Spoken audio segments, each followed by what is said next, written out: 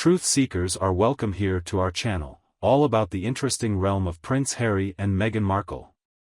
Here we are again, ladies and gentlemen, with yet another edition of the never-ending saga that is the British royal family. Buckle up, because on this installment of Snack Time we hone in on the infamous Ginger Prince, Harry, and all manner of distress/drama he has managed to entangle himself by virtue/malfeasance. Well, we are surely doing to dive deeper into this bombshell of a discovery today, so as always make sure you stay till the end and hit that like button if you haven't already, along with turning on notifications. You would not be left out come an abomination of burning content. Anyway, we have the champion of privacy himself, Prince Harry, up on charges for evidence tampering in his phone hacking suit. It is a poetic irony of the highest order, like watching royalty step on a banana peel, but in this case about shredded WhatsApp messages. This whole saga will be unwrapped for our valuable readers. One of his rants against tabloids included The Sun, where Harry criticized its probing into the details surrounding him personally. But things get a little more jazzed up when the publishers want hardcore evidence from Harry, not just some texts here and there. They want everything: emails, texts, WhatsApp exchanges, and maybe even his grocery lists. Add to that 2 encryption hard drives. What do these portend, Harry? Cat meme collection maybe? For the news of their plot thickens as they try to shake out the communications between Harry and key members of the royals like Sir Clive Alderton, Porter editor with about age 2 seemingly crying or happy animals, all over majestic Firewood headquarters arrived in sewing. They almost sound as if someone is writing a true-to-life episode of The Crown. Also, I would be remiss if did not mention J.R. Mooringer, who wrote the tell-all book Spare for Harry. Unconfirmed reports indicated they wanted to hear the juicy gossip that passed among them. Was that just a meeting to decide which Disney Prince Harry would book like most? However, as the publisher's lawyer says, Harry made those messages self-destruct in a Mission Impossible fashion. If you hear about evidence being deliberately destroyed, your first thought might be to crime shows with scenery of villains madly working through document shredders as the police are briefing while closing in. Can you imagine Montecito looking like this? Did Meghan act as a lookout while Harry flushed his phone? Just the thought of it is funny. All jokes aside, it is indeed an heavy situation. Harry's actions were described as shocking and extraordinary by Anthony Hudson, representing Newsgroup newspapers, no relation to a 1940s movie star. The thought that a common prince might interfere with justice, something extraordinary even for me. Hudson was extremely critical at one point, suggesting Harry had made the sort of maze, designed to obstruct access to old files his previous lawyer and staff maintained. An obstacle course designed with Ninja Warrior challenges in Buckingham Palace, fitting for the final challenge attempted by all is getting past any of the Queen's corgis.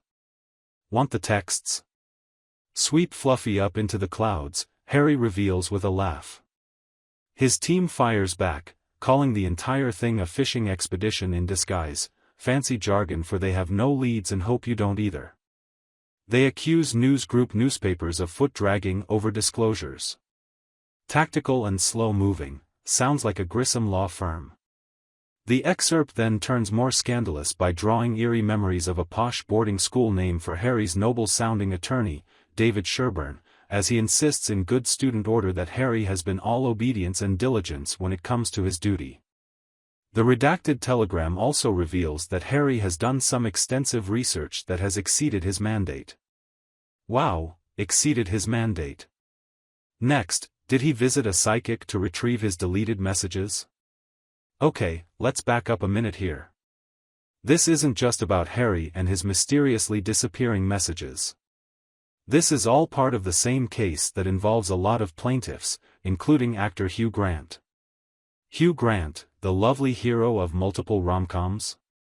Indeed, apparently, according to these folks, from 1994 to 2016, the Newsgroup newspaper's journalists essentially conserved in real-life detective activities by infiltrating people's cell phones, tapping people's cars, and may also have stared through people's keyholes, for all we know. So, definitely, it seems like a work of fiction by Tom Clancy, just with a lot more British teeth. And in the center of this is Harry, attempting to turn this case into a full-on lawsuit against everybody's most disliked puncher bag, Rupert Murdoch.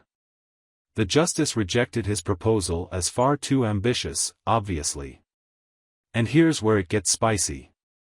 So far, Newsgroup Newspapers has agreed to compensate 1,300 people hurt by their posts. 1,300. That is far greater instances of me conceding mistakes in my existence, and I'm already wedded. However, this is the odd aspect of it. The Sun has never been willing to acknowledge their error. The Sun, the paper that Harry is looking to sue. It's comparable to that bully in primary school who might rob your meal money from you and still claim that he didn't do it despite being held red hands. So, JK, how serious are the implications for our ginger bloke? If Harry were in serious difficulty, he would have an opposition. Therefore, if the case against him has any meaning, Harry may be responsible for jewelry for keeping authorities out of the site, a rumored event that you'd not like to have on your ruler deck. Is Harry potentially going to jail?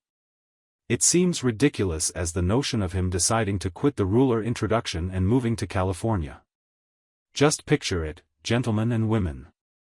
Prince Harry, nude in his lawful outfits, getting his fingerprint recorded while sporting that I Heart Invictus sports skull cap. That would be sweet for the stage crew to fantasize regarding. However, let's become true.